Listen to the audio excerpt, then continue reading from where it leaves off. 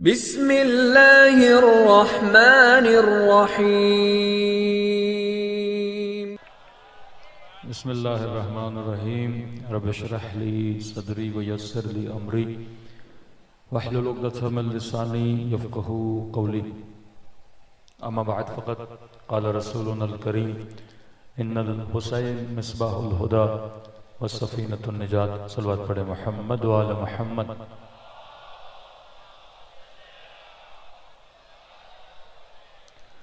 دعا ہے پروردگار عالم ہم سب کی عبادتوں کو اپنی بارگاہ عالی میں قبول فرمائے، اور جو مقصد زندگی مقصد ہدایت لے کر اس فرش عزا پہ آتے ہیں خدا ان مقاصد میں بھی ہم سب کو کامیابیاں کامرانیاں نصیب فرمائے۔ مسلسل دعوت جذبہ حسینی کے عنوان سے گفتگو ہو رہی ہے کہ پروردگار عالم نے فرش عزا ابا عبداللہ الحسین میں ایک جاذبیت رکھی، اور خدا کسی بھی چیز میں جاذبیت رکھتا ہے تو وہ حکمت سے خالی نہیں ہوتا کہ خدا ایسے ہی امام حسین کی مجلس میں جاذبیت رکھے، لوگ آئیں گریہ کریں اور چلے جائیں۔ کیا ہوگا اس گریے سے، کیا ہوگا جمع ہونے سے؟ کوئی حکمت الہی تو ہوگی لوگوں کو جمع کرے۔ خدا مسجد میں بلاتا ہے، کوئی حکمت تو ہے۔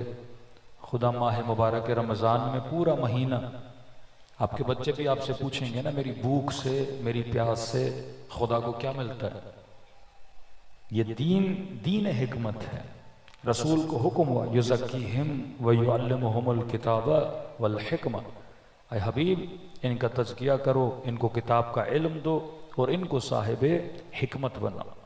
جب تک ہم صاحب حکمت نہیں بنتے، جب تک ہمیں یہ پتہ نہ لگے کہ واقعاً پروردگار عالم کیوں ہمیں جمع کر رہا ہے، کیونکہ آخری زمانے میں ہادیوں کی کمی تھی، جگہ جگہ سے لوگوں کی گمراہی کے اسباب فراہم ہیں، جگہ جگہ جوانوں کے لیے، نسل جوان کے لیے ہدایت کا کام تھا حکمرانوں کا۔ اب وہ کام کون کر رہا ہے؟ علماء کر رہے ہیں۔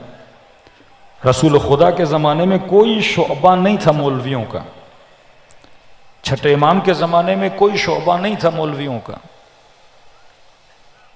کہ فرمائے اس صاحب نے مولوی بننا ہے اور اس نے مثلا تاجر بننا ہے، ایسا کوئی شعبہ نہیں تھا۔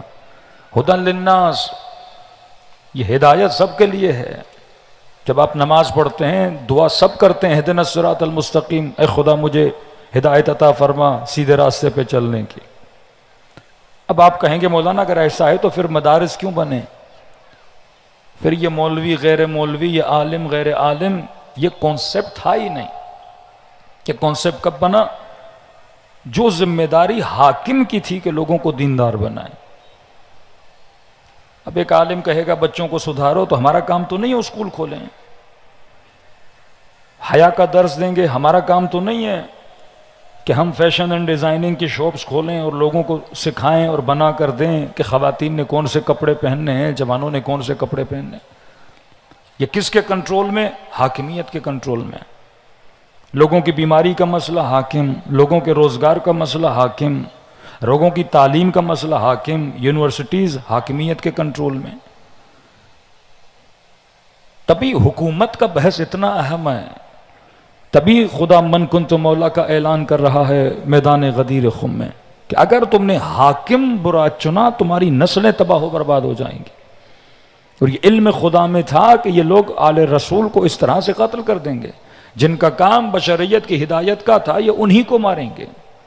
ایک ٹیچر جو اسکول میں پڑھانے آئے شاگرد اسی کو گولی مار دے، ایک پروفیسر جو آپ کو علم دینے آئے اسی کو قتل کر دیں، ایک عالم جو آپ کی ہدایت کے لیے آئے آپ اسی کو مار دو۔ ماں کیا ہے؟ رعوف ہے، رحیم ہے، مہربان ہے، اب بیٹا ماں کو ہی مار دے، باپ کو ہی مار دے۔ یہ کس سے دشمنی کر رہا ہے؟ ماں سے یا اپنے آپ سے؟ کوئی اپنے گھر کی چھت اپنے اوپر گرا دے، یہ اس گھر سے دشمنی نہیں کر رہا، یہ اپنے آپ سے کر رہا ہے۔ انسان نے وہی کام کیا کہ ہدایت کا کام جو تھا، کیونکہ الناس علی دین ملوکہم، لوگ کس کے دین پر ہوتے ہیں؟ حاکموں کو۔ پالیسیز حاکم بناتا ہے، قانون حاکم بناتا ہے، امپلیمنٹ کرنا حاکم کا کام ہے۔ عالم تو منبر سے صرف آواز دے گا نا، امام حسین نے آواز سے ایک قدم آگے بڑھایا کہ اب حاکم بہت ہو گیا، بے دینی بہت ہو گئی، اب لوگوں کے اندر وہ غیرت دینی بھی ختم ہو گئی کہ یزید کے خلاف آواز بھی اٹھائیں۔ کہ مکے میں اصحاب رسول کے بچے نہیں رہتے تھے، کہ عبداللہ ابن عمر نہیں تھے، کہ عبداللہ ابن زبیر نہیں تھے، کتنی اکابر شخصیتیں مکے میں تھیں، لیکن وہ جرتیں ختم ہو گئی تھیں کہ ظلم کے خلاف آواز کو بلند کیا جائے۔ تبھی فرزند رسول کربلا کے میدان میں آئے، فرما خرجت لاصلاح امت جدی، میں اس لیے نکلا تاکہ اپنے جد رسول کی امت کی اصلاح کروں۔ اب 5 منٹ سوچئے کس چیز کی اصلاح کروں؟ کیا امت نماز نہیں پڑھ رہی تھی؟ کیا امت حج نہیں کر رہی تھی؟ کیا امت عمرہ نہیں کر رہی تھی؟ وہی ابا عبداللہ الحسین حج پہ جاتے ہیں اور اتنا جمع کثیر ہے حج پہ مسلمانوں کا، عابدوں کی کمی نہیں، زاہدوں کی کمی نہیں۔ اس نظریے کی اصلاح کرنے کے لیے نکلا ہوں کہ تم مسجد میں بیٹھ کے نماز پڑھ رہا ہے لیکن تیرے اوپر ایک فاسق حکومت کر رہا ہے، دین خدا کا مذاق بنایا جا رہا ہے کہ نہ کوئی وحی آئی، لعب الہاشم، یہ وہ کھیل تھا جو بنو ہاشم نے کھیلا۔ اس لیے دین اسلام آیا تھا کہ رسول خدا بت پرستوں کو شکست دے کے اور حکومتوں کو پلیٹ پہ رکھ کے فاسق اور فاجروں کے حوالے کر دیں؟ فرمایا نہیں، قطعاً۔ تبھی ہر مسلمان پہ 3 اطاعتوں کو واجب کیا، اطیعوا اللہ واطیعوا الرسول واولی الامر منکم، اطاعت کرو اللہ کی، رسول کی۔ تیسری اطاعت بارہا مجالس میں ممبروں پہ پڑھ چکا ہوں، اولی الامر کی تیرے اوپر اطاعت واجب ہے، جیسے اللہ کی اطاعت ویسے رسول کی اطاعت ویسے صاحب امر۔ اب ترجمہ، یا آپ کہو کہ صاحب امر سے مراد اہل بیت ہے تو پھر شیعہ بننا پڑے گا، کہو کہ 1400 سال سے ہمارے بزرگوں نے غلطی کی، اولی الامر سے مراد صاحب ایمان، اولی الامر سے مراد صاحب عدالت، اولی الامر سے مراد صاحب حکمت، اولی الامر سے مراد اللہ کے صالح بندے، پھر در علی پہ آنا پڑے گا، در حسن پہ آنا پڑے گا، در حسین پہ آنا پڑے گا۔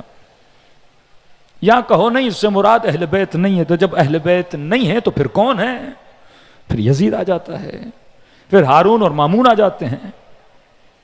اب میں نے کہا کہ ان کو رسمیت اور قانونی حیثیت دینے کے لیے پھر جھوٹی حدیثیں بنائی گئیں، وہ سب آپ کو سنا چکا ہوں کہ نبی نے فرمایا حاکم کیسا بھی ہو اس کی اطاعت کرو۔ اب ایک طرف یہ تضاد عقیدہ ہے کہ ایک طرف مسلمان یہ دعا کرے اہدنا الصراط المستقیم، اے خدا مجھے سیدھے راستے پہ ہدایت دے، دوسری طرف رسول خدا یہ کہیں کہ حاکم چاہے تیرا فاسق بھی ہو فاجر بھی ہو تیرے اوپر اس کی اطاعت کیا ہے، واجب ہے۔ تو نسل کو دیندار کیسے بناؤں؟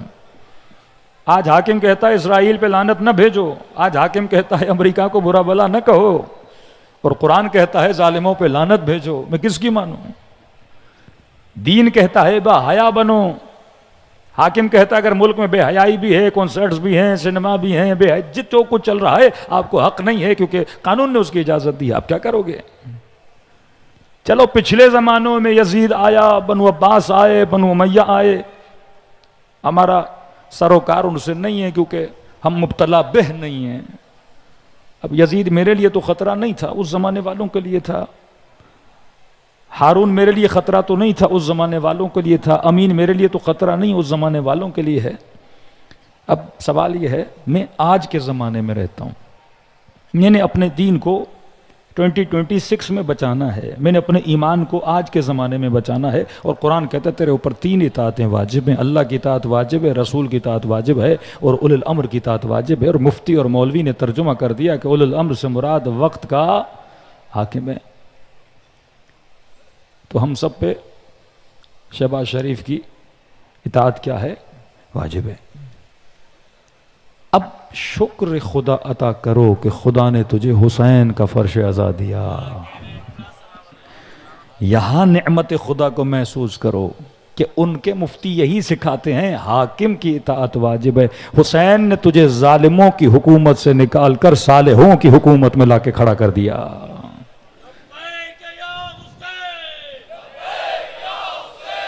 لبیک یا حسین، یہ برکت فرش عزا ہے۔ اب یہاں سے نظریہ ولایت فقیہ آپ کی سمجھ میں آئے گا خمینی صاحب کیا سمجھانا چاہ رہے تھے، کہ اگر ہم شہنشاہ ایران کے خلاف ہیں کیونکہ فاسق ہے، کیونکہ شرابی ہے، کیونکہ فاجر ہے، کہتا ہے شیعہ ہوں پر ازا کا بھی دشمن ہے، ظلم کرتا ہے، اب اس کو کرسی سے ہم نے اتار دیا. بڑا آسان کر کے سمجھا رہا ہوں نسل جوان کو. شاہ کو اتار دیا آپ نے کرسی سے. ہاں بھائی اب کس کو بٹھائیں کرسی پہ؟ کیا ڈیموکریٹک سسٹم ہے، ووٹنگ کرتے ہیں. عوام نیک تھی، عوام نے پھر کسی نیک کو چنا. چلو کل عوام گمراہ ہو گئی، پھر کل ان کو پیسے کے ذریعے سے، کل ان کو لہو و لعب کے ذریعے سے نسلوں کو گمراہ کر دیا. دیکھو ڈیموکریٹک سسٹم سمجھو، 10 پروفیسر، 10 ڈاکٹر، 10 آئی ٹی کے اسپیشلسٹ، 30 ہو گئے، اور 70 نشائی الیکشن لڑتے ہیں. نشائیوں نے ایک نمائندہ کھڑا کیا، ڈاکٹروں نے اور پروفیسر نے اور آئی ٹی کے اسپیشلسٹ نے ایک اپنا نمائندہ کھڑا کیا. زیادہ ووٹ کس کو ملے؟ نشائی کو. یہ ڈیموکریٹک سسٹم ہے. کہ کلمۃ الحق، بات بڑی اچھی کریں گے، ڈیموکریٹک سسٹم. اب ڈیموکریٹک سسٹم میں جب ووٹ کا سسٹم آتا ہے، پھر پروپیگنڈے کا سسٹم شروع ہوتا ہے، پھر ماڈرن سلیوری شروع ہو جاتی ہے، پھر ذہنوں کی غلامی شروع ہو جاتی ہے کہ ظاہر ووٹ آپ سے لینا ہے، مجھ سے لینا ہے. اب سوال ہے میرے دل میں باطل کی محبت ڈالیں گے تو میں باطل کو ووٹ دوں گا نا. اگر فرش ازاں نے سب کے دلوں میں حسین کی محبت ڈال دی تو ووٹ تو ظالم کو نہیں ملے گا نا. کہ نہیں اسے فرش ازاں کے قریب نہیں جانے دو، اسے ایسی محفلوں میں لگا دو، اسے ایسی صحبتوں میں لگا دو، کیونکہ ہم نے اس جوان سے ووٹ لینا ہے. یہ ڈیموکریٹک سسٹم ہے. ورنہ نشائی کی بھی ویلیو ہے کہ کوئی بات نہیں ہے، تھوڑا نشا دے دو، ووٹ دے دے ہمیں. 500 روپے میں، 5000 میں، 5 لاکھ میں، 20 لاکھ میں، بریانی پہ، 1 سیٹ نوکری پہ لوگوں کا ضمیر بیچا جاتا ہے، کیونکہ یہاں آئیڈیالوجی نہیں ہے. امام حسین فرماتے ہیں کثرت قلت یہ معنی نہیں رکھتا. ظاہراً دیکھو امام حسین کربلا جا رہے ہیں تو ریٹن آن دا وال ہے کہ مولا حسین جیسے یزید کے مقابلے میں جا رہے ہیں، جنگ ہار جائیں گے. کہاں 70، کہاں 30,000، منیمم 30,000.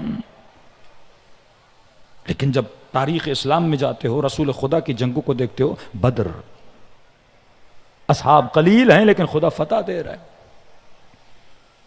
احد میں تعداد زیادہ ہے پر شکست مل رہی ہے.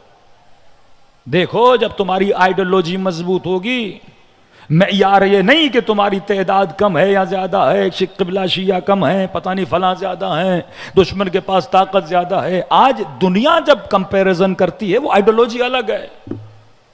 ایران امریکہ کا کمپیریزن آپ کریں گے، اس کے پاس اتنے میزائل ہیں، اتنے F-35 ہیں، پتہ نہیں ابراہیم لنکن جیسی بڑی بڑی کشتیاں ہیں. پاکستان انڈیا کا مقابلہ ہوگا تو آپ کہیں گے اس کے پاس اتنی بڑی فوج ہے، اس کے پاس یہ ہے. اب کمپیریزن دنیا والے اسی طرح کمپیریزن کرتے ہیں. وہی کمپیریزن کرنے والوں نے اب عبداللہ حسین کو کربلا جانے سے روکا کہ مولا اتنا بڑا تعداد کا لشکر ہے، آپ کیوں جا رہے ہیں؟ جناب زہیر نہیں مل رہا کہ مولا میں جانتا ہوں شکست ہوگی. مولا حسن جا رہے ہیں، کئی مولا حسن سے نہیں مل رہا ہے، حسن ابن علی شکست ہوگی. لیکن امام حسین کیا فرماتے ہیں میں نے یہ نہیں دیکھنا دشمن کی تعداد زیادہ ہے، میری تعداد کم ہے، یا میری تعداد زیادہ ہے، دشمن کی تعداد کم ہے، کہ ہم نے یہ دیکھنا ہے ہم حق پر کھڑے ہیں یا باطل پر کھڑے ہیں.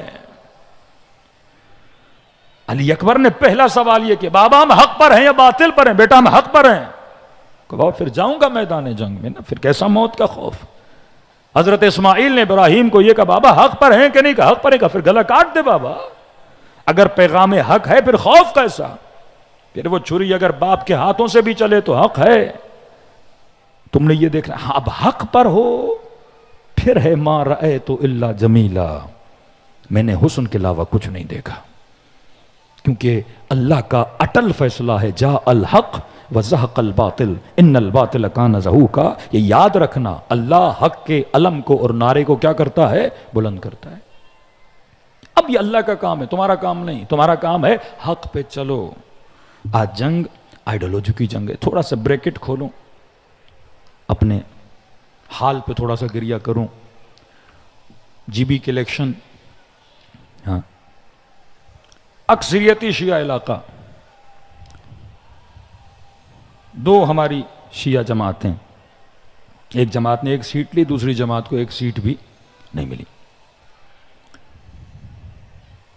یہ مقام تدبر ہے کہ جو اکثریتی شیعہ علاقہ ہے، اور ایسے مومنین آپ نہیں کہہ سکتے کہ گلگت بلتستان کے جو شیعہ ہیں وہ دوسرے پاکستان کے علاقوں کی طرح ہیں. وہاں جتنا دین ہے، وہاں جتنی فقہ ہے، وہاں جتنے علماء ہیں، پاکستان کے کسی کونے میں آپ ایسا تصور نہیں کر سکتے. وہاں شیعہ جماعتوں کو ووٹ نہیں مل رہا. مقام تحسین ہے، ایک جماعت کو ایک سیٹ ملی، اور وہ جن مشکل حالات میں الیکشن لڑ رہے ہیں وہ آپ کو پتہ ہے. دوسری جماعت کو ایک سیٹ بھی نہیں ملی. ہاں ہم الیکشن میں جاتے ہیں، نام حسین کا لیتے ہیں، ولی فقیہ کا نام لیتے ہیں، رہبر معظم کا نام لیتے ہیں، لیکن ہم ان علاقوں میں موسمی پرندوں کی طرح چلے جاتے ہیں، پھر آ جاتے ہیں. پورا سال نہ وہاں کے شیعہ یاد رہتے ہیں، نہ وہاں کی ان کی مشکلات یاد رہتی ہیں. لیکن ہارنے کا سبب کیا ہے؟ کہ آپ نام حسین کا لو لیکن آئیڈیالوجی کفر کی لو تو کبھی آپ کو جیت نہیں ملے گی. یہ جو فرش عزا پہ آتا ہے اس کی آئیڈیالوجی اب عبداللہ الحسین والی ہے، یہ نظریاتی ہے، یہ آئیڈیالوجیکل شیعہ ہے. اب فرق کیا ہے کیپٹلزم میں، سیکولرزم میں، سیکولر جماعتوں میں اور شیعہ جماعتوں میں؟ کوئی فرق تو ہے نا. شہید حسینی کا زمانہ بھی تھا، شہید محمد علی نقوی کا زمانہ بھی تھا، اس سے پہلے علماء گزرے ہیں. ایک مقام تھا شیعوں کا. یہ قوم اپنے لیڈروں سے، اپنے رہبروں سے کس طرح جڑی ہوئی تھی. آپ کب تک اس قوم اور ان جوانوں کو دوش دو گے کہ جناب یہ نہیں آتے، یہ نہیں آتے؟ کیونکہ جب آپ نے آئیڈیالوجی بدل دی، نظریات بدل دیے. سیاسی جماعتوں میں نے کہا نا، نظام شیطان لوگوں کو پیسے سے خریدتا ہے. حسین فکر سے خریدتے ہیں، اور فکر سے خریدا ہوا بندہ جان دے دیتا ہے، بے وفائی نہیں کرتا. مال سے خریدا ہوا بندہ آج آپ نے خریدا، کل کوئی اور زیادہ مال دے کے خرید لے گا اسے. ایک ایم این اے کی سیٹ، سیاسی جماعت بتا رہا ہوں آپ کو، جو بھی سیاسی جماعت ہو، مشہور سیاسی جماعت ہے، ایک ایم این اے کی سیٹ اگر وہ کسی کو دیتے ہیں، اس وقت جو ریٹ چل رہا ہے وہ 15 سے 20 کروڑ چل رہا ہے. آپ انٹیریئر سندھ چلے جائیں، کسی بھی ایم این اے سے پوچھیں کہ آپ کو سیٹ ملی، آپ نے پیسے کتنے دیے. اگر پرانا ایم این اے ہے، کوئی دیرینہ ہے، شاید اس سے پیسے نہ لیں. 15 سے 20 کروڑ لیتے ہیں ایک سیٹ کا. وہ پارٹی فنڈ میں جمع ہوتا ہے. وہاں پہ یہ نہیں کہ آئیڈیالوجی کیا ہے، غریب ہے، کارکن ہے، فکر رکھنے والا ہے، صبح سے شام تک نظریے کو پھیلانے والا ہے. لہذا ہاں کچھ سیاسی جماعتیں ہیں جو نظریے کے بنیاد پہ سیٹ دیتی ہیں، لیکن اکثریت جو نظام ہے وہ پیسے کے ذریعے سے. اب جو 20 کروڑ 15 کروڑ دے کے سیٹ لیتا ہے وہ پیسہ کہاں سے نکالے گا؟ وہ عوام کی جیب سے نکالے گا نا. پھر الیکشن کا خرچہ ورچہ. دوسری طرف مذہبی جماعتیں جس کی بنیاد پیسہ نہیں ہے. سیاسی جماعتیں اگر ووٹ بھی لیتی ہیں تو کبھی نوکری کا جھانسا دے کے، کبھی کپڑے کا جھانسا دے کے، کبھی پیسے کا جھانسا دے کے، کبھی 5000 کا نوٹ دے کے ووٹ لیتی ہیں. لیکن جو مذہبی جماعتیں تھیں، مذہبی جماعتیں بنی ہی آئیڈیالوجی پر، بنی ہی فکر پر. وہاں عہدے بانٹے جاتے تھے آئیڈیالوجی کی بنیاد پر. مثلا آئی ایس او بنی، آئی او بنی، پہلے تحریک جعفریہ. آئی ایس او وہ یوتھ، وہ جوان ہوتے تھے جو یونیورسٹیز میں پڑھتے تھے، اسلامک اسٹوڈنٹ آرگنائزیشن. ان اسٹوڈنٹ اب کیونکہ یونیورسٹی جا رہے ہیں تو سیکولر نظام ہے. پھر میں نے کہا مدرسے اور یونیورسٹی کا نظام الگ کر دیا. یہ برٹن کی سب سے بڑی سازش تھی. دین سب کے لیے تھا، صرف مولویوں کے لیے نہیں تھا. اب کا اس کا علاج کیا نکالیں؟ بچہ یونیورسٹی جا رہا ہے، بچی ڈاکٹر بننے جا رہی ہے، یونیورسٹی کا نظام سیکولر ہے. وہ ایسا نظام ہے جب آپ اس نظام میں پلتے ہیں وہ آپ کے سسٹم کے سافٹ ویئر کو ویسا بنا دیتا ہے. پھر مذہبی آرگنائزیشنیں بنی تاکہ کم از کم اس جوان کو انقلابی تو بنائیں. میرا کام یہ نہیں کہ میں صرف اپنے بچے کو ڈاکٹر بناؤں، انجینئر بناؤں. اب آپ نے دین و دنیا کو جب الگ کر دیا کہ یہ مدرسے میں جائے گا دین سیکھے گا اور یہ یونیورسٹی میں جائے گا دنیا سیکھے گا. اور یہاں پر اگر کوئی مولوی نماز نہ پڑھے تو لوگ چیختے ہیں مولانا نماز نہیں پڑھ رہے، جیسے دین ہی مولوی کے لیے اترا ہے. مولانا ہے، روزہ نہیں رکھ رہے. ہاں آپ نہ رکھو تو مسئلہ نہیں ہے، کیونکہ دین آپ کے لیے اترا ہی نہیں ہے. دین مفتی کے لیے، دین مولوی کے لیے. چھٹے امام کے زمانے میں کوئی مدرسہ نہیں تھا. جتنے مولا کے شاگرد تھے، کوئی کپڑے کا کام کرتا تھا، کوئی صراف کا کام کرتا تھا، کوئی مثلا ایگریکلچر کا کام کرتا تھا، کوئی چرواہا. تو دین سب کے لیے ہے. یہ تو ایک سازش آئی نا. اب جب آپ یونیورسٹیوں بچے بھیجو گے, کوئی ڈاکٹر بنا رہا ہے, کوئی انجینئر, کوئی پولیس والا, کوئی فورسز میں بندے بھیج رہا ہے, لیکن کیونکہ دیندار نہیں ہے تو یہ فاسق پولیس والا بنے گا. دیندار نہیں ہے فاسق ڈاکٹر بنے گا. دیندار نہیں ہے فاسق انجینئر, کسائی بن جائے گا. یہ ڈاکٹر نہیں ہوگا, کسائی ہوگا. میں نے علم تو دیا, اسے انسان نہیں بنایا. میں نے علم تو دیا, اسے علم دنیا تو دیا, علم دین نہیں دیا. اسے مٹیریلسٹ دنیا کی نالج تو دی, لیکن علم روح نہیں دیا. لیکن حسین کے پاس جب آتے ہو, کیوں فرش ازا عمومی ہے, یہاں صرف مولوی نہیں آتے, عوام الناس آتی ہے. کیونکہ امام حسین کو پتا تھا بچے یونیورسٹی میں جن کو دین سیکھنا ہے مدرسے میں, کوئی ایک مدرسہ تو حسین نے بھی بنانا تھا نا, جہاں ہر نسل اور ہر فکر کا بندہ بیٹھے, تاکہ ابا عبداللہ آپ کو خدا سے جوڑے رکھیں. ڈاکٹر ہو تو دیندار بنو, پولیس میں ہو تو دیندار بنو, راشی نہ بنو. یہ نظام ابا عبداللہ الحسین ہے, یہ نظام حسین ابن. اب ہماری مذہبی جماعتوں نے کیا کیا, وہی نظام اپنایا. سیٹیں بیچو, آئیڈیالوجی کو چھوڑو. مذہبی جماعتوں کے اندر اب جب الیکشن ہو رہے ہیں, باقاعدہ ان کے اپنے لوگ ہمیں آ کے رپورٹ دیتے, مولانا اب ووٹ لینے کے لیے یہ ہے کہ ہم آپ کو گھر بنا کے دیں گے, نلکا لگا کے دیں گے, بیٹی کی شادی کرا کے دیں گے, آپ ووٹ کسے دو, ہمیں دو. جب آپ نے آئیڈیالوجی ختم کر دی اور پیسے کے بیس پہ آپ ووٹ خرید رہے ہو, پھر جی بی کے لوگوں نے شکایت کی کہ مولانا سیٹ اور ٹکٹ ان لوگوں کو دی گئی ہے جو پہلے شیعہ دشمنی کر چکے ہیں, جو پہلے تحریک اسلامی پہ حملے کر چکے ہیں. ایسے لوگوں کو انہوں نے آ کے سیٹیں دی ہیں, سرمایہ دار طبقے کو پیسے کے زور پر. بھائی پیسے کے دور پہ حسین کا نظریہ خریدا نہیں جاتا. دوسری چیز, جس طرح ہم ڈیلی مجلس میں کہہ رہے ہیں کہ حسین کا نام لے رہے ہو یا مرد آباد پر یزیدیت کہہ رہے ہو, تو یزیدیت شناس بھی بنو. کب تک رہبر کا نام بیچو گے, کب تک ولی فقیہ کا نام, رہبر سے کچھ سیکھو بھی تو صحیح. عوام اور رہبر میں کنیکشن ہوتا ہے, لیڈر میں اور عوام میں ایک ربط ہوتا ہے. آج وہ ربط کیوں نہیں ہے؟ اگر لوگ آپ کی آواز پہ نہیں نکل رہے, اگر لوگ آپ کو نہیں سن رہے, یہ کمزوری آپ کی ہے کہ آپ نے اپنا تعلق عوام سے کیا کیا ہوا ہے, کمزور کیا ہوا ہے.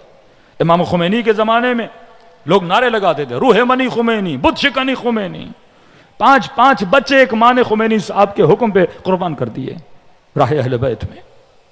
اس قدر لوگوں کا گہرا تعلق تھا لیڈرشپ میں, روحانی تعلق تھا لیڈرشپ میں. تو امام خمینی اپنی وصیت نامے لکھتے ہیں, امیر المومنین گواہ رہنا جیسی قوم خدا نے مجھے دی, کسی کو نہیں دی.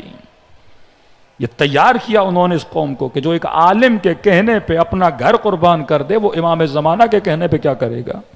یہ تیاری کروائی.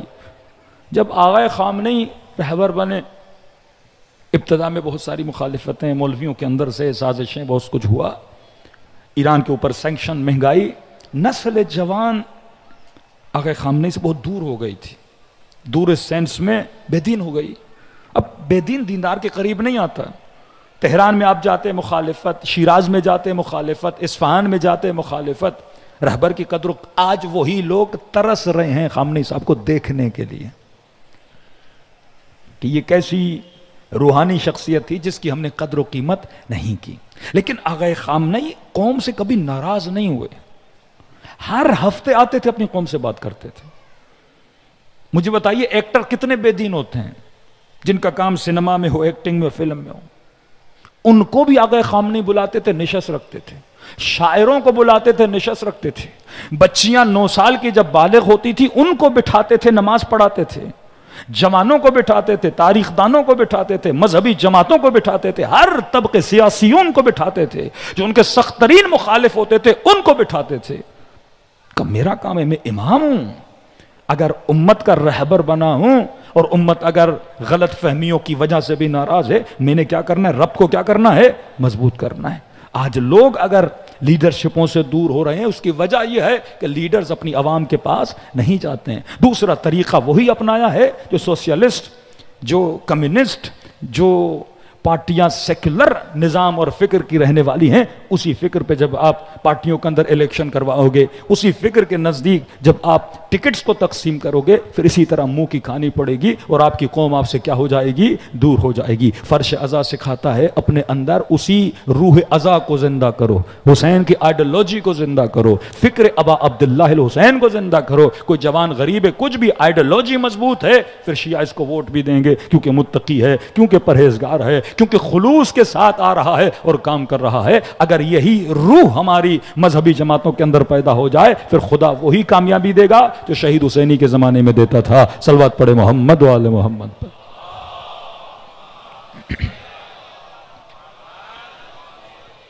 عزاء ابا عبداللہ الحسین، یہ جاذبہ تب آئے گا جب حسین کے اصولوں پر عمل کرو گے۔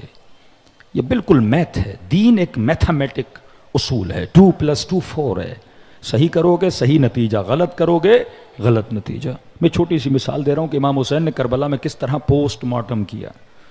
صرف یہ نہیں کہا کہ تم حسین کو قتل کرنے آئے، فرمایا ملئت بطونکم من الحرام، تمہاری شکم لقمہ حرام سے بھر چکی ہے۔ مطلب اگر انٹرنس بری ہے تو ایگزٹ پہ کیا ہوگا؟ برا ہوگا۔ حضرت لقمان کی نصیحتیں جوان پڑھیں، فرمایا اگر تم گندم کا دانہ بو رہے ہو تو فصل کون سی اگے گی؟ گندم کی۔ توقع نہ رکھو کہ چنا اگے گا۔ حرام کھا رہے ہو، اس کا نتیجہ بھی کیا نکلے گا؟ حرام کا نکلے گا۔ جان باز جنگ صفین امام حسین کا قاتل بن جاتا ہے۔ اب چھوٹی سی مثال دوں، آئیڈیالوجی کیا ہوتی ہے؟ آپ نے کربلا پڑھی کہ امام حسین نے فرمایا ملئت بطونکم من الحرام، کیونکہ تمہاری شکم میں حرام کا لقمہ ہے تو ناصر حسین نہیں بن سکتا۔ ہاں، دنیا میں کبھی ایسا وقت آئے گا تو اپنے امام کے مقابلے میں اپنے کردار کے ذریعے سے شاید کھڑا ہو جائے، جب تک تو توبہ نہ کرے۔ اب میں نے کربلا سے یہ سیکھا، اس کا مطلب میں اپنی زندگی کا اسلوب بنا دوں کہ میں جہاں پر بھی کام کروں کوئی بھی ایسا معاملہ انجام نہ دوں جس کا نتیجہ کیا ہو؟ حرام ہو۔ ایک عام حرام جو معاشرے میں ہوتا ہے، شاید کسی کی توجہ نہ ہو، میں ہلکا سا اشارہ کر رہا ہوں، کیونکہ دیکھو نظام خدا، نظام اہل بیت اور نظام شیطان کا فرق ہے۔ وہاں صرف مال مال اور مال، اور یہاں بھی ہے پیسہ بناؤ، لیکن اصولوں کے تحت اور قوانین الہی کے تحت پیسہ بناؤ۔ خدا منع نہیں کرتا۔ شیطان بتاتا ہے پیسہ کہاں لگانا ہے، حسین بھی بتاتے ہیں پیسہ کہاں لگانا ہے۔ یہ راہ خیر میں خرچ کرواتے ہیں اور راہ وہ لہب میں خرچ کرواتے ہیں۔ اب آپ دکان پہ جاتے ہو کوئی پروڈکٹ خریدنے، مثلاً آپ نے ایک شرٹ اٹھائی، سیل لگی ہوئی ہے اور اس کی قیمت ہے 999 روپیے۔ یہ کیا ہے؟ دیکھو کتنی ظرافت ہے دین خدا میں۔ اس نے اٹریکٹ کرنے کے لیے آپ کو بولا 999۔ دنیا کا سب سے بڑا جھوٹ، شرٹ دیتا 1000 روپے میں، لکھتا 999۔ اس کو پتا ہے 1 روپیہ کون واپس لے گا؟ یا آپ کہتے ہو بھائی 1 روپیہ دو، تو کہتا بھائی کھلا نہیں ہے میرے پاس، 1 روپیہ نہیں ہے۔ تو آپ کو نہ چاہتے ہوئے بھی 1000 دینا پڑتا ہے، کیونکہ آپ کہتے ہیں 1 روپے کی ویلیو کیا ہے۔ اب یہ جو 1 روپیہ لوگوں سے کما رہا ہے، یہ حلال ہے یا حرام ہے؟ کیونکہ آپ قلبی طور پہ راضی نہیں ہو۔ اس نے آپ کو ایسی سچویشن میں لا کے رکھ دیا کہ آپ کو 1 روپیہ دینا پڑ رہا ہے، آپ راضی نہیں ہو۔ لیکن اس کی جو تجارت کا مرکز ہے وہ اسی بیس پر ہے، اس کا مقصد اور ہدف کیا ہے؟ پیسہ بنانا۔ جس طرح 2 نمبریاں کر کے آپ کے بجلی کے بل میں آپ سے کچھ پیسے نکالے جاتے ہیں، مختلف 2 نمبریاں ہوتی ہیں۔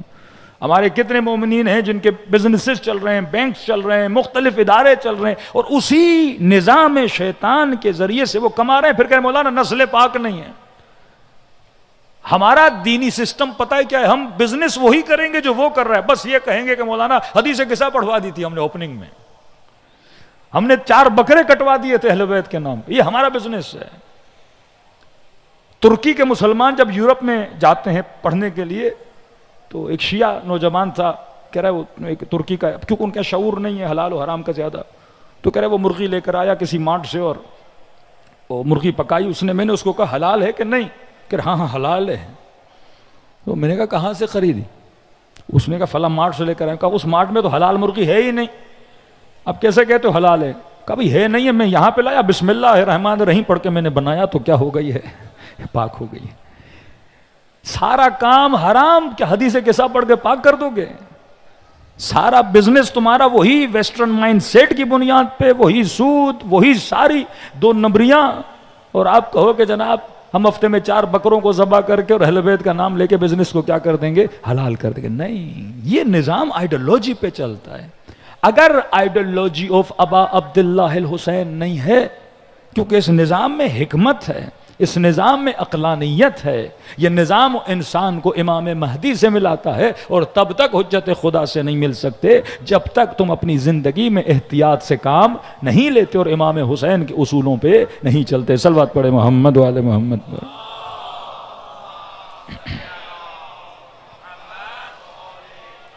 تین نکات جو بڑے اہم ہیں اس کی طرف اشارہ کروں، پھر ربط مصیبت۔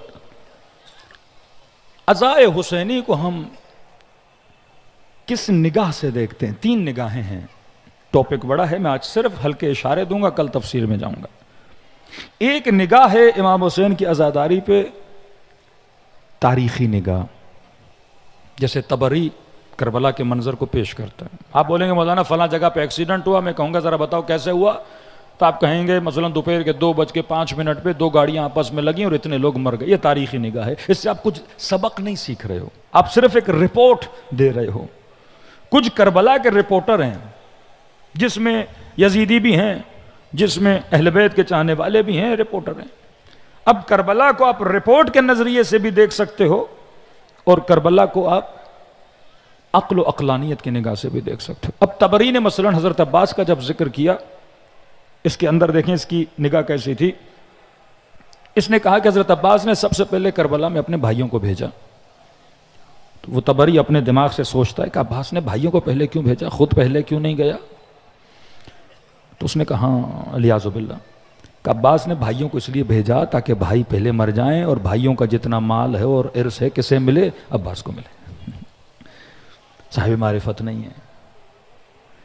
دوسری طرف حضرت عباس اپنے بھائیوں کو بٹھاتے ہیں اور انہیں سمجھاتے ہیں کہ حسین زہرا کا لال ہے، ہم زہرا کے بچے نہیں ہیں۔ اور غازی عباس کو پتا ہے کہ امام حسین نے بھائی کا غم چکھنا ہے، یہ حسین ہیں جو جنازے اٹھائیں گے، کبھی بیٹے کا غم کبھی بھائی کا غم۔ تو کہتے ہیں عباس نے بھائیوں کو پہلے اسی لیے بھیجا تاکہ میں بھی وہ زخم چکھوں کہ بھائی کے مرنے کا درد کیا ہوتا ہے، کہ جب حسین میرے جنازے پر آئے میں حسین ابن علی کا شبیہ تو بنوں، تکلیف ابا عبداللہ الحسین کو تو سمجھوں کہ بھائی کا غم کیا ہوتا ہے۔ آج اس مجمع میں جس بوڑھے نے اپنے جواں بیٹے کا لاشا اٹھایا ہوگا وہ ابا عبداللہ الحسین کو زیادہ محسوس کر پائے گا۔ جس کا بیٹا نہیں مرا وہ روئے گا لیکن وہ حس نہیں ہوگی اس کے اندر۔ ایک نظر یہ ہے، ایک نظر تاریخی نظر ہے جو تھی ان کی۔ دوسری فرمایا جو کربلا پر نگاہ ہے وہ نگاہ احساسی ہے، عاطفی ہے۔ 80% ہمارے ہاں جو نگاہ پائی جاتی ہے وہ احساسی نگاہ ہے۔ ہم نے کربلا کے اندر صرف ہم نے کس پہلو کو لیا؟ احساسات کے پہلو کو لیا، اور بعض اوقات ہم حد سے زیادہ آگے بڑھ گئے کہ خطیب کا مقصد یہ تھا میں نے مجمع کو رلانا ہے، اور صرف اس نے احساساتی پہلوؤں کو لایا۔ بعض اوقات لوگوں نے یہ سمجھا کہ اہل بیت ہماری طرح ہیں، جس طرح ایک ماں نارمل اپنے بچے کے لیے سوچتی ہے، بی بی ام فروا بھی ایسے ہی سوچ رہی ہیں، بی بی ام رباب بھی ایسے ہی سوچ رہی ہیں، جس طرح ہم اپنے بھائیوں پہ روتے ہیں بی بی زینب بھی شاید اسی طرح روتی ہوں گی۔ یہ زینب ہے، یہ صاحب معارف ہے، یہ آپ اور میری طرح اور ہماری گھروں کی عورتوں کی طرح نہیں ہے۔ اب جب احساسی پہلو بھرا تو بعض ذاکروں نے، بعض خطیبوں نے حد کر دی، مجمع کو رلانا ہے، ایسے مصائب بعض اوقات جن میں توہین کا پہلو بھی آ جاتا ہے، بس کیونکہ میں نے مجمع کو رلانا ہے۔ احساسی نگاہ، ایسی شعر و شاعری، ایسے دوہڑے، ایسی باتیں جن کا تعلق کربلا سے نہیں ہے لیکن مجمع کو میں نے رلانا ہے، احساساتی بیانات۔ ہاں احساس کا ہونا ضروری ہے لیکن صرف اور صرف نگاہ احساسی، ایموشنل نگاہ کربلا پہ رکھنا یہ صحیح نہیں ہے۔ کربلا ایک عظیم مقصد ہے کہ 70 سال سے میں آؤں، صرف مقصد کربلا یہ تھا کہ میں گریہ کروں۔ میں سوچوں تو صحیح، امام حسین اتنی جمع کفیر کو بلا رہے ہیں، کیا دینا چاہتے ہیں؟ آنسو بھی نعمت خدا ہے، آنسو پہ میں کل یا پرسوں بات کروں گا، لیکن صرف آنسو نہیں، یا امام حسین تجھے ایک عظیم نظام کے لیے تیار کرنا چاہتے ہیں جو نظام الہی کائنات میں نافذ کرنا ہوگا. اور بعض اوقات ایسے ایسے راوی جو ابن زیاد کے نوکر رہ چکے ہیں انہوں نے روایتیں کی جو روایتیں مرسل بھی ہیں. مثلا ان روایات میں سے ایک روایت یہ ہے کہ بی بی زینب نے اپنا سر محمل میں مارا اور بی بی کا سر پھٹ گیا، جبکہ اس راوی نے جو لفظ بی بی زینب کے لیے استعمال کیا اس لفظ میں توہین ہے. عربی میں ضربہ بھی کہتے ہیں مارنے کو، ایک دوسرا لفظ ہے وہ کسی جانور کے لیے استعمال ہوتا ہے. مثلا جیسے کوئی جانور اپنا سر کسی جگہ پہ مارتا ہے، وہ لفظ اس نے بی بی زینب کے لیے استعمال کیا. روایت مرسل، جبکہ ہم مصائب میں پڑھتے ہیں کہ سیدانیوں کو جب سوار کیا گیا تو بغیر محملوں کے سوار کیا گیا. بی بی ام لیلہ کے لیے ذکر ہوتا ہے کہ بی بی زینب ہماری ماؤں بہنوں کی طرح ہیں کہ اپنے سروں کو دیواروں پہ ماریں گی. وہ ابہت والی بی بی جو کلام کرے تو کہیں اہل کوفہ نے سمجھا کہ علی خطبہ دے رہا ہے، جو اتنی مضبوطی سے کلام کریں یبنت طلقا کہ یزید جیسا بندہ گھبرا جائے سیدہ زینب کے سامنے. کس طرح امامت کو بھی زینب نے بچایا. امام زین العابدین کو ابن زیاد نے کہا زر قلم کر دو. کس طرح کلام کیا بی بی زینب نے کہ ابن زیاد کے دل میں انقلاب پیدا ہوا اور اس نے منع کر دیا کہ تو حرم رسول کو نامحرموں کے حوالے کرے گا، ایک ہی محرم بچا ہے. حکمت امام حسین آپ سمجھیں کہ جب علی اکبر میدان کربلا کا واحد شہید جب گیا تو امام حسین نے دیر نہیں لگائی کہ بابا میدان میں جانا ہے، کہ بیٹا چلے جاؤ. زیادہ بات ہی نہیں کی امام حسین، بیٹا چلے جاؤ. لیکن جب علی اکبر میدان میں گئے علماء فرماتے ہیں پھر امام حسین اٹھے اور اکبر کے فضائل میں لشکر یزید کے سامنے مولا بولنے لگے اور خود علی اکبر کو کہا کہ بیٹا میں تیرے فضائل ذرا ان کو بتاؤں تو صحیح. مولا حسین کیوں بتا رہے تھے؟ کیونکہ لشکر یزید یہ سمجھ رہا تھا کہ جانشین حسین کون ہے؟ علی اکبر ہے، اور اکبر کو اگر ہم نے شہید کر دیا تو سلسلہ امامت کیا ہو گیا؟ ختم ہو گیا. اور امام حسین نے جان بوجھ کے، فضائل تو تھے جناب علی اکبر کے، لیکن امام حسین نے زیادہ زور دے کے فضائل بیان کیے تاکہ اسی گمان میں رہیں کہ اکبر میرا جانشین ہے، تاکہ امام زین العابدین کو قتل نہ کریں. اب اللہ کو پتا ہے اپنی امامت کو اور اس سلسلے ہدایت کو کیسے چھپانا ہے. آپ جناب سکینہ 3-4 سال کی اپنی بچیوں کی طرح نہ سمجھیں. ایک 50 سالہ عورت جتنا تجربہ ہے بی بی سکینہ کو، کیونکہ جس کی گود میں پلی ہیں وہ امامت کی گود ہے. جن کے گھروں میں وحی نازل ہو، جن کے گھروں میں قرآن نازل ہو، جو اٹھتے بیٹھتے اپنے بابا سے علم لیں، زکن زکا ہیں یہ. کبھی بھی اس طرح نہ ملایا کرو. لیکن بعض اوقات ہم احساسی نگاہ رکھتے ہیں کربلا پہ اور احساسی نگاہ میں بہت آگے نکل جاتے ہیں. میں ایک گاؤں کی فوٹیج دیکھ رہا تھا، ایسی پاکستان میں 7 محرم کو جناب قاسم کا دن ہوتا ہے. واللہ ایسے لگ رہا تھا شادی ہو رہی ہے کسی کی. جو یوم اضحیٰ کا یوم ہے آپ اس طرح مناؤ جیسے کوئی شادی ہو رہی ہے. اب ہم سمجھتے ہیں کہ کربلا میں بی بی ام فروا عام عورتوں کی طرح تھی اور ان کو یہی ہم و غم تھا کہ میرے بیٹے کی شادی نہیں ہوئی، اور شادی ہوئی اور 2-3 دن میں بیٹا مثلا شہید ہو گیا. نہیں میرے عزیز، کہاں کربلا کے معارف اور کہاں اپنے شادیوں پہ لا کے کربلا کو احساسی بنا دیا، ایموشنل باتیں کی. وہ جناب قاسم جو 14 سال کے کہیں چچا الموت لی احلا من العسل، موت میرے لیے شہد سے زیادہ میٹھی ہے. ایک احساسی پہلو جس کو زیادہ سے زیادہ وہ چاہتے ہیں کہ اس کو زیادہ اٹھایا جائے تاکہ لوگ معارف سے کیا ہو جائیں؟ دور ہو جائیں. ایک بیماری جو معاشرے میں نے بہت زیادہ بڑھتے ہوئے دیکھی، اس کا ذکر میں نے IRC میں بھی کیا، یہاں بھی کرنا ضروری سمجھتا ہوں. دیکھو میں جوانوں کو کہتا ہوں آپ نے جو فیشن کرنا ہے بھائی کرو، لیکن اسے دین کا رنگ نہیں دو.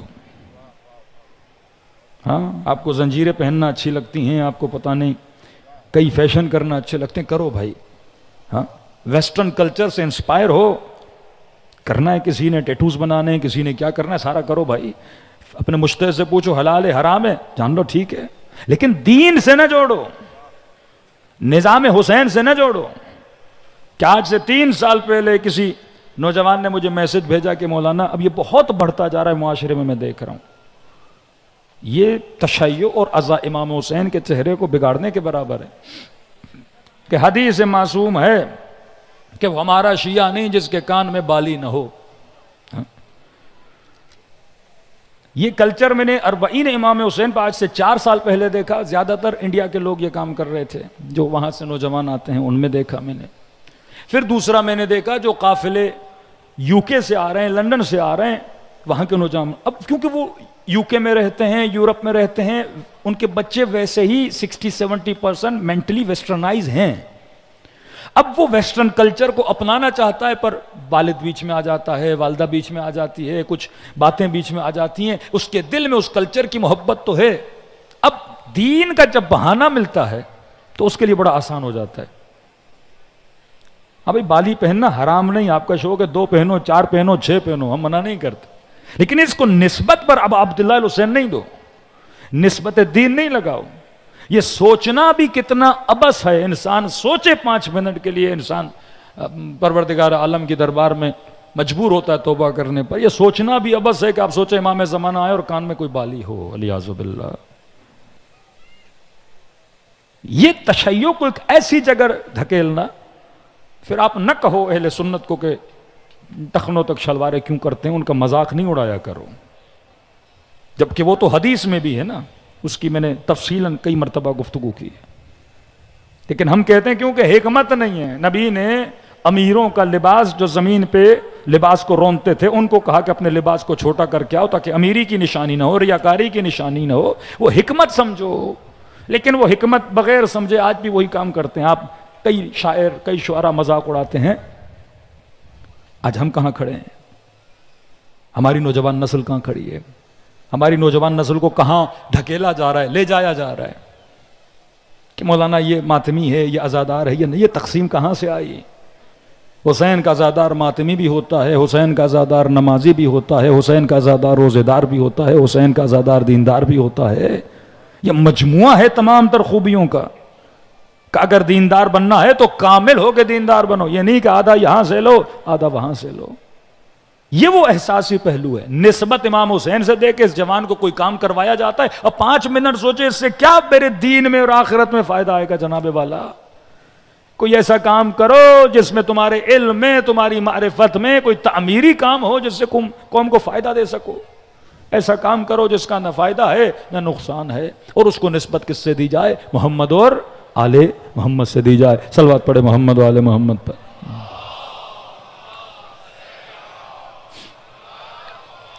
دوسرا یاد رکھو, دین میں جو بھی عبادت کی جاتی ہے اس کی نسبت خدا کی طرف ہونی چاہیے. یہ جو نظر کا معاملہ ہے, مثلا میری جاب نہیں ہو رہی اور میں نے نظر کی کہ پروردگارہ جاب ہو گئی, وہ خاص الفاظ سے میں نے نظر کی, اگر ہو گئی 3 دن روزے رکھوں گا, بکرا اللہ کی راہ میں قربان کروں گا, 12 رکعت نماز پڑھوں گا, کسی یتیم کی پرورش کروں گا, فلاں جگہ پہ اتنا پیسہ لگاؤں گا, جس سے کوئی افادیت ہو. ایک جوان کے مزاح میں نے نظر کی تھی فلاں کام ہو جائے میں کان میں بالی پہنوں گا. اب یہ کیسی نظر ہے بھائی؟ یہ کہاں سے تم نے نیا دین لایا؟ ایک خاص طبقہ جس میں مولوی بھی شامل ہیں, جو شاعر ابا عبداللہ الحسین پہ دین کے چہرے کو مسخ و تباہ و برباد کر رہے ہیں, جنہوں نے 20 سال رہبر معظم کو گالیاں دی, برا بھلا کہا, اور آج کس نے حسینیت کے نام کو روشن کیا؟ اور تم لوگ کہاں کھڑے ہو؟ تبلیغ کرنی ہے باکو چلے جاؤ, جا کے دیکھو وہاں شیعوں کا کیا حال ہے, وہاں جا کے شاعر حسینی کو بلند کرو. کویت کا واقعہ بتا رہا ہوں. کویت میں پہلے کھلم کھلا ہر طرح کے ماتم کی اجازت تھی. ہاتھ کا ماتم ہو, قمع کا ماتم ہو, زنجیر کا ماتم, وہ سارا کرتے تھے. ظاہر شیرازیوں کے ماننے والے وہاں بہت ہیں, خدا ان شیرازیوں کو ہدایت دے. ایک باپ نے نظر یا منت مانی کہ میرا بچہ جب اللہ مجھے اولاد دے گا, بیٹا دے گا, تو میں اس بچے کے سر پہ قمع ماروں گا. دور دور تک مکتب اہل بیت سے ان باتوں کا, ان رویوں کا تعلق نہیں, لیکن عقیدت کے نام پہ یہ ایموشنل نگاہ ہے. عزا حسینی کو ایموشنل نگاہ, اور اتنا ایموشنز میں آگے بڑھ جاؤ کہ آپ تعلیمات اہل بیت سے دور ہو جاؤ. جو مقصد عزا تھا کہ امام حسین نے فرمایا 6 مہینے کے بچے پیدا, ان کے سروں پہ قمع مارو. بچہ پیدا ہوا 6 مہینے کا یا 4-5-6 مہینے کا بچہ, محرم کا مہینہ آ گیا.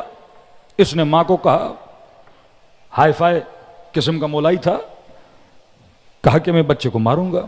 وہی ماں ہے, ماں کا دل نرم ہوتا ہے، کہا چھوٹا ہے بڑا تو ہونے دو، میں نہیں کہتے نہیں کرو، بڑا تو ہونے دو، کہا نہیں میری منت ہے۔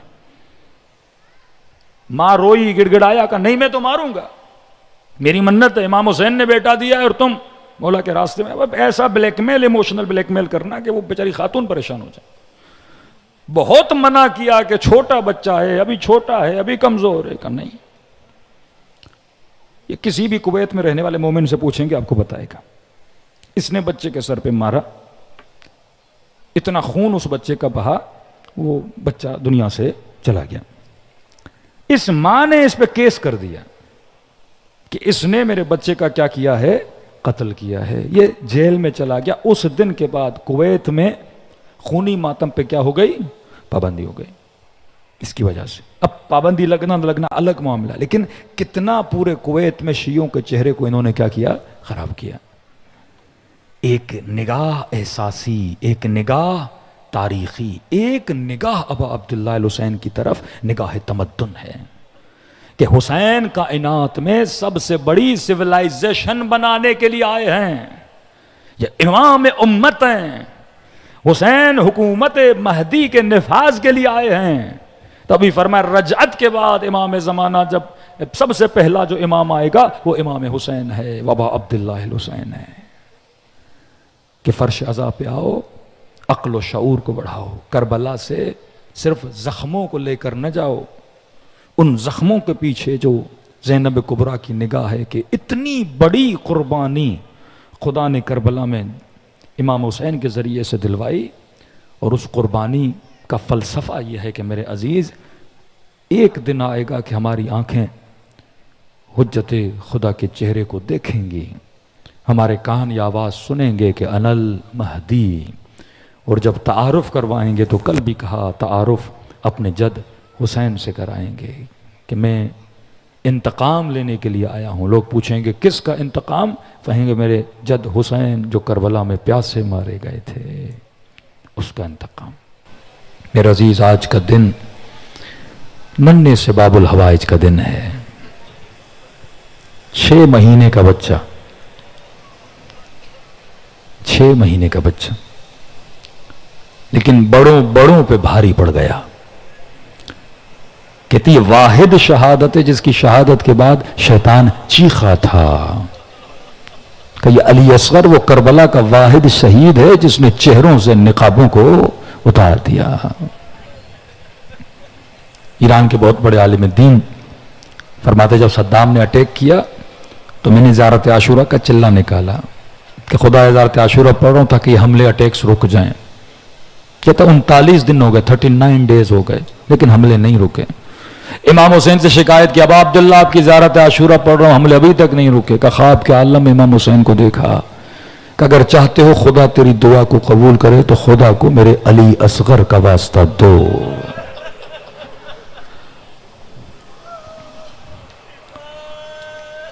ننھا ہے پر باب الحوائج ہے، بڑی سے بڑی حاجتیں خدا علی اصغر کے ذریعے سے قبول کرتا ہے۔ زائر ابا عبداللہ، عزادار ابا عبداللہ کربلا گیا۔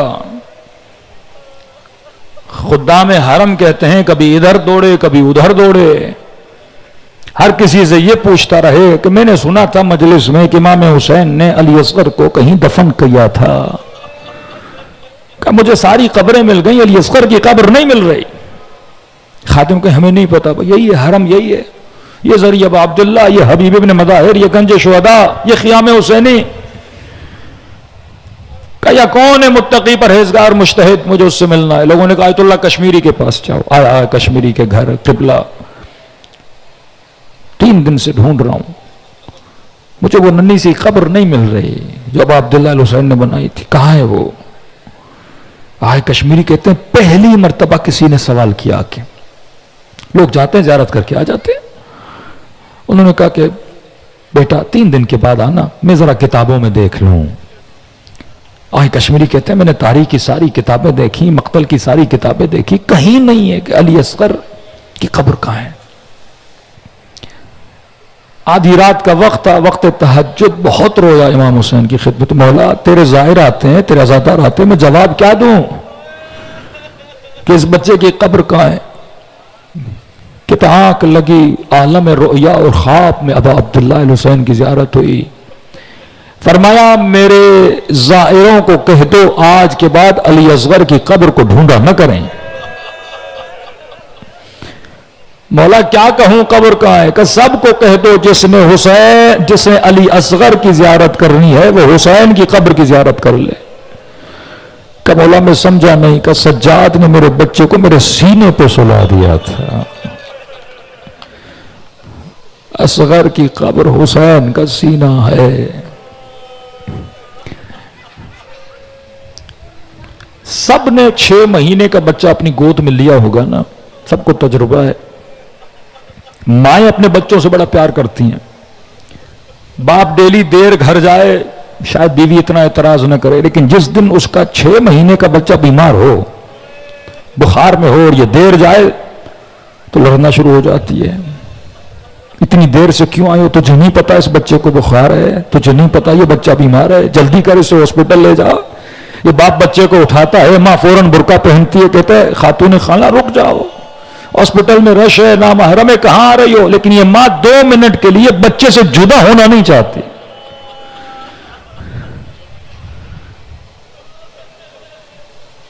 راوی کربلا کہتا ہے کربلا میں 3 سر ایسے تھے, جب ان کو کاٹا گیا تو بدن میں روح تھی. سب کے سر کٹے, وہ شہید ہو چکے تھے, بعد میں سر کٹے, لیکن کہ نہیں 3 شہید ایسے تھے ابھی زندہ تھے کہ ان کے سروں کو کاٹا گیا. کہ پہلا سر وہاب کلبی کا سر تھا, یہ جوان ابھی زندہ تھا, ظالموں نے اس کا سر کاٹا. کا دوسرا سر ابا عبداللہ الحسین کا سر, حسین زندہ تھے, اس لئی نے ابا عبداللہ کا سر کاٹا. کیا کہوں تیسرے سر کے لیے؟ تیسرا سر ہے اس ننھی سی گردن کا سر. کہتے ہیں جتنا تیر کا سائز تھا اتنا علی اصغر کے گلے کا سائز تھا. کہتے ہیں امام حسین کو خبر بھی نہ ہوئی کہ گلا کیسے کٹا. ابھی کلام کر رہے تھے, ان سے باتیں کر رہے تھے کہ اپنا بچہ رکھتا ہوں, پانی پلاؤ, پھر لے کر جاتا ہوں. کہ حسین ابھی کلام ہی کر رہے تھے کہ تیر گلے میں لگا اور خون حسین کے چہرے پہ آ پڑا.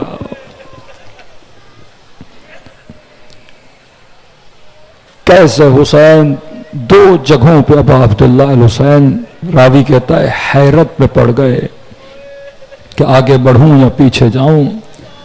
فرمایا ایک جنازہ علی اکبر کا جنازہ تھا کہ حسین کو سمجھ نہیں آیا کہ جنازے کو خیموں میں لے کر جاؤں تو کیسے لے کر جاؤں. فرمایا دوسرا یہ ننھا سا بدن تھا, کبھی خیمے کے قریب جاتے تھے, کبھی حسین پیچھے آتے تھے کہ ماں کو کیا بتاؤں گا.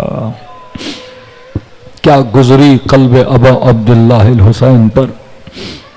دلوں کو کربلا کی طرف روانہ کریں, سلام کریں ان ہستیوں پر جنہوں نے اتنی بڑی قربانیاں دے کر ہماری نسلوں کو شعور دیا. السلام علی الحسین وعلی علی ابن الحسین وعلی اولاد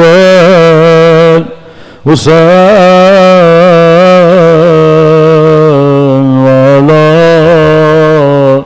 اصحاب الحسین. سب مل کے السلام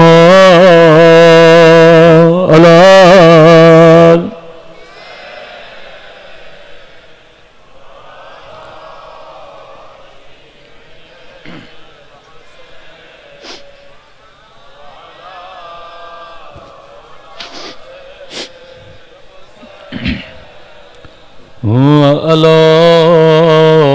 اصحاب الحسین. حسین کی صدا بلند ہو. السلام وعلى الحسين وعلى علي بن وعلى أولاد وعلى أصحاب میرا سلام ہو اس درد بھرے منظر پہ جب حسین نے صدا دی حل من ناصر ینصرنا حل من ذاب کوئی ہے حسین کی مدد کرنے والا کوئی ہے حرم رسول کو بچانے والا راوی کہتا نظر یمینا و شمالا ایک مرف دائیں طرف دیکھا کہاں ہو میرے علی اکبر کہاں ہو بنو ہاشم کے جوان ایک طرف بائیں طرف دیکھا کہاں ہو حبیب ابن مظاہر کہاں ہو مسلم ابن السجا آؤ دیکھو تیرا مولا تک و تنہا رہ گیا راوی کہتا ہے جب صدا بلند کے حل من ناصر ینصرنا لشکر یزید نے خوشیاں منانا شروع کی اور خیموں میں بیویوں نے بلند بلند آواز میں رونا شروع کیا مولا کے کانوں تک بیویوں کے رونے کی آوازیں گئی دوڑے دوڑے خیموں کی طرف گئے زینب بیویوں کو کہو آہستہ آہستہ روئے کہیں نہ محرم تیری آوازیں نہ سن لے مولا خیمے میں کوہرام بپا ہے کیوں زینب مولا جب سے کہا حل من ناصر ینصرنا 6 مہینے کے بچے نے تڑپنا شروع کر دیا گویا کہہ رہے تھے کاش بابا میں جمع ہوتا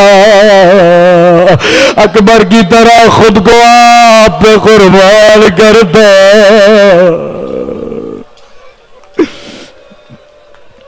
مولا علی اصغر نے خود کو جھولے سے زمین پہ گرا دیا ہے کہ زینب میرے اصغر کو لا میں اسے سیراب کراؤں گا گودی میں لیا آنکھوں کے نیچے کالے نشان شدت پیاس سے بچے کے ہونٹ پھٹ چکے تھے روایت کے جملے گئے جیسے گود میں لیا ابا کے دامن سے چہرے کو ڈھانپا کہنے لگے بچے کی کھال بڑی نرم ہے کربلا کی دھوپ بڑی گرم ہے اللہ حسین کی مظلومیت فوج اشقیاء سے مخاطب ہوئے اگر دشمنی ہے حسین سے میرے 6 مہینے کے بچے نے تیرا کیا بگاڑا ایک گھونٹ میرے بچے کو پانی پلا دو کسی لعینے کا حسین پیاس تجھے لگی ہے بہانہ بچے کا کر رہے ہو کہتے ہیں 2 ہاتھوں پہ علی اصغر کو اٹھایا علی اصغر حجت خدا کے بیٹے ہو او بیٹا حجت تمام کرو ایک مرتبہ خشک زبان نکلے اپنے ہونٹوں پہ تو پھر لشکر یزید منہ چھپا چھپا کے رونے لگا.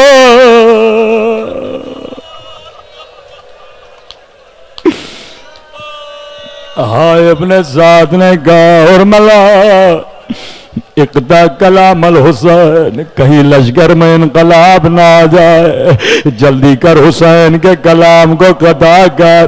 لئی نے تیر و کمان لیا، نشانہ لیا، لیکن ہاتھ لرزے، تیر و کمان گر گئے، دوبارہ نشانہ لیا، گر گئے. لئی نے کہا حرملا کیا حسین سے ڈرتے ہو یا علی اصغر سے ڈرتے ہو؟ کا دونوں سے نہیں ڈرتا، لیکن جب تیر و کمان لیتا ہو کیا دیکھتا ہو؟ ایک کالے برقعے میں بیوی ہے، سر پہ قرآن ہے، کہہ رہی ہے حرملا میرے بچے نے تیرا کیا بگاڑا؟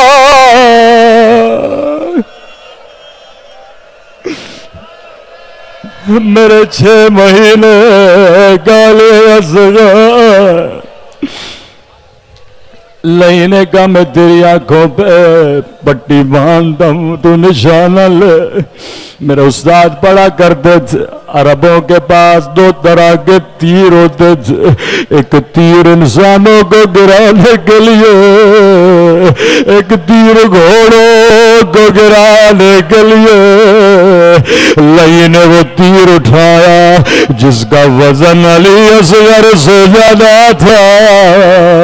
یہ تیر کما سے نکلا، من الاذن الى الاذن بالذبح علی اصغر.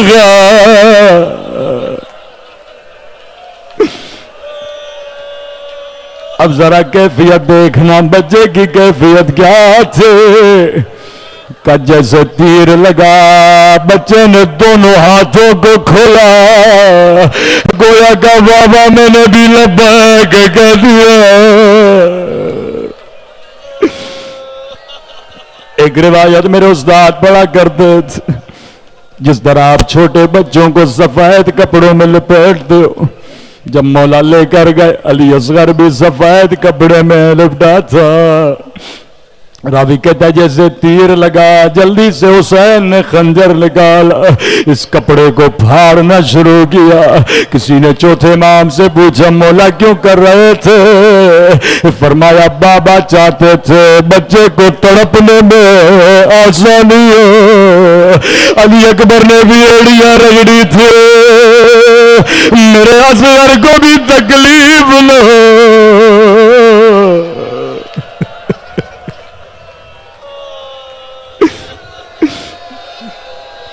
کربلا کا واحد شہید جسے امام حسین نے دفنایا تھا.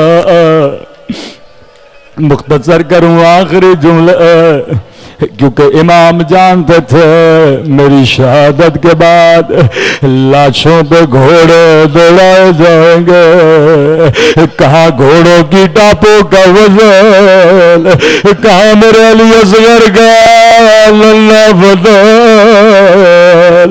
اپنے بچے کو دفنایا، لیکن مولا یہ مجمع تیری مظلومیت پہ قربان. ہائے حسرت حسین، 11 محرم کا دن آیا. لئی نے کہا یہ ننھی سی گردن کہے، کسی نے کہا خیموں کے پیچھے حسین نے دفنایا تھا. لئی نے حکم دیا 40 نیزے سوار گھوڑوں پہ اٹھے اور نیزے زمین پہ مارے. یہاں نیزہ زمین پہ جاتا تھا، ہائے رباب کا کلیجہ. ایک مرتبہ نیزہ زمین میں گیا، ایک ننھا سا بدن باہر آیا. رباب کی فریاد بلند، ہائے میرا علی اصغر. ایک مرتبہ تیر سے اور پھر نیزے سے، پھر حرملا کی تلوار سے، او ماتم حسین.